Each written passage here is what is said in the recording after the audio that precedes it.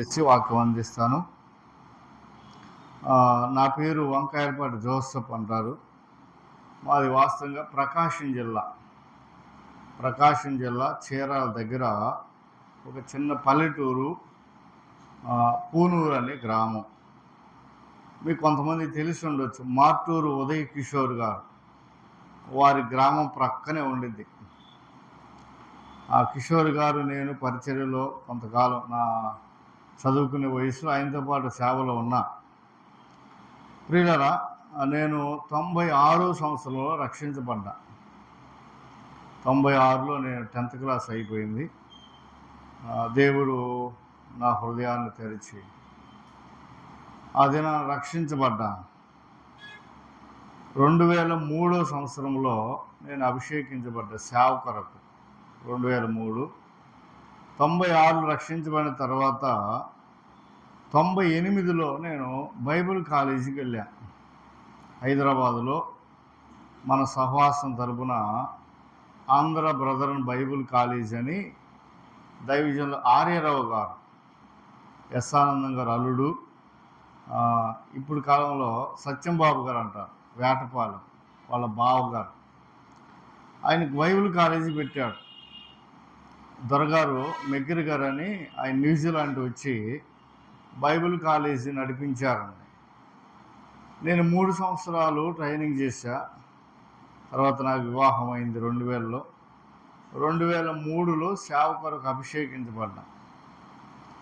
అలాగా పరిచర్య చేస్తూ ఉండగా మా సొంత గ్రామంలో, చుట్టుపక్కల ప్రాంతాల్లో దేవుని పిలుపు మేరకు 2009లో కంకిపాడు వచ్చాను. కృష్ణా జిల్లా కంకిపాడు అంటే విజయవాడకి 15 కిలోమీటర్లు ఉండేది. బందర్ రూట్ అంటారు, మచిలీపట్నం రూట్ అది. కంకిపాడులో 2009 నేను సేవ కొరకై దైవజనులు ఇమ్మానుయేల్ గారు, ఉయ్యూరు ఇమ్మానుయేల్ గారి ద్వారాగా నేను కంకిపాడు సేవకు వచ్చాను. ఆయనతో కొంతకాలం ఒక 5-6 సంవత్సరాలు పరిచర్య చేశాం. మంచిది, అలాగే పరిచర్య కొనసాగుతుంది.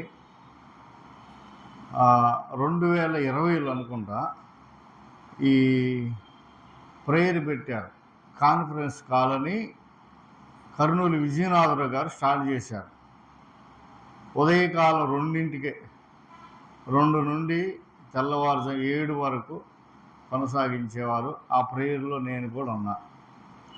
అప్పుడు బ్రదర్ రాజారావు గారు, నా టీంలో నేను ఫోన్ కలిపేవాడిని, ప్రార్థన చేసేవాళ్ళం. గంటి కృపానిధి గారు, తర్వాత అనపర్తి జోషి గారు, వీళ్ళందరూ కూడా నా టీంలో వాళ్ళే. నేను ఉదయాన్నే 3:30కి లేచి వీళ్ళందరూ ఫోన్లో కలిపి ప్రార్థించేవాళ్ళం. అట్లాగే రాజారావు గారు పరిచయం అయ్యారు. కొంతకాలం మధ్యాహ్నం 3 గంటలకి వాక్య పరిచర్య చేశారు. 3 గంటలకు వాక్య పరిచర్య, 1 గంట. ఆ టైంలో అన్న కూడా వాక్యం చెప్పాడు. మంచి అనుభవం కలిగిన దైవజనులు, మరి వారి మధ్య నేను చెప్పటం బాగున్నదేమో. రాజారావు గారు మంచి పేరు కలిగిన వారు, అనుభవం ఉంది. 2 సంవత్సరాల క్రితం గంటిలో మేము 2 దినాలు సభలు పెట్టారు కృపానిధి గారు. ఆ సభల్లో అన్నగారు వాక్యం చెప్పారు. నేను, తర్వాత పైన కృపానందం గారు పేరు ఉంది కదా, కృపానందం గారు, ఆ అన్నగారు కూడా సభల్లో వాక్యం చెప్పాడు. నేను వాక్యం చెప్పాను, అన్నగారు, అట్లాగే ఒక 4 2 రోజులు వాక్యం చెప్పాం. అప్పటి నుంచి మరి అన్నగారు మేమంతా పరిచయం, కలిసి సహవాసం చేస్తూ ఉంటాం, ఫోన్లు చేస్తూ ఉంటాం. 2023లో నాకు యాక్సిడెంట్ అయింది. నేను కంకిపాడు నుంచి గుడివాడ పరిచర్యకి వెళ్తున్నా. బండి స్కిడ్ అయిపోయి కింద పడిపోయి బస్సు కింద పడ్డా. హెల్మెట్ ఉంది, అదే దేవుని కృప. ఎవరో ఒక బ్రదరు దారిని వెళ్ళి ఆయన నన్ను పరామర్శించి, బస్సులో ఉన్నారు కానీ 70 మంది, ఎవరు నన్ను పట్టించుకోలే. ఇది చచ్చిపోయాడు అనుకున్నారు. వాస్తవంగా నా పరిస్థితి కూడా అలాగే ఉందంట. ఓ బ్రదరు బండి మీద వెళ్తా ఆగి చూసి ఆయన నన్ను పరామర్శించి, నన్ను ఆ దారిలో కారు వెళ్తుంటే కారు ఎక్కించుకొని హాస్పిటల్కి తీసుకెళ్ళారు. ఆ రోజు సండే, ఆదివారం హాస్పిటల్ ఉండవు. సరే, ఏదో డ్యూటీ డాక్టర్ ఉంటే ఆయన అన్నాడంట, కారులో దింపకుండా చూసి ఈ అబ్బాయి చచ్చిపోయి తీసుకెళ్ళమన్నారు. ఆ కుర్రోడు గుడివాడ అయింది.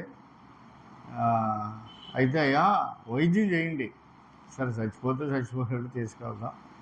ముందు వైద్యం చేయండి, బ్రతుకుంటే దేవుని కృప. సరే, మొత్తానికి ఆ అబ్బాయి క్రిస్టియనే. డాక్టర్ గారు చేయనన్నాడంట. చేయకపోతే నీ ఉద్యోగం పోయిద్ది, ఇప్పుడు ఎమ్మెల్యే ఫోన్ చేస్తానంట. అప్పుడు కొడాలి నాన్నగారు మంత్రి. సరే, ఆయన భయపడిపోయి అయ్యా వద్దు, ఫోన్ వద్దులే, వైద్యం చేస్తానన్నాడు. చేశాడంట. ఒక 5 నిమిషాలకి నాకు స్పృహ వచ్చింది, నేను కదిలాడుతున్నానంట. అప్పుడు డాక్టర్ గారు హ్యాపీ అయ్యాడు, ఈ అబ్బాయి బతికే ఉన్నాడు అన్నాడు.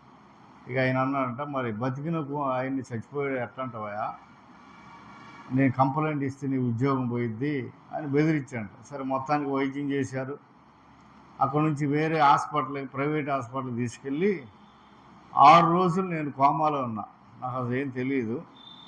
దేవుని కృప వలన నన్ను బ్రతికించి ఆయన నాకు ఆయుష్ ఇచ్చాడు కాబట్టి బ్రతికా. ఆయుష్ లేకపోతే అప్పుడే అయిపోయేది.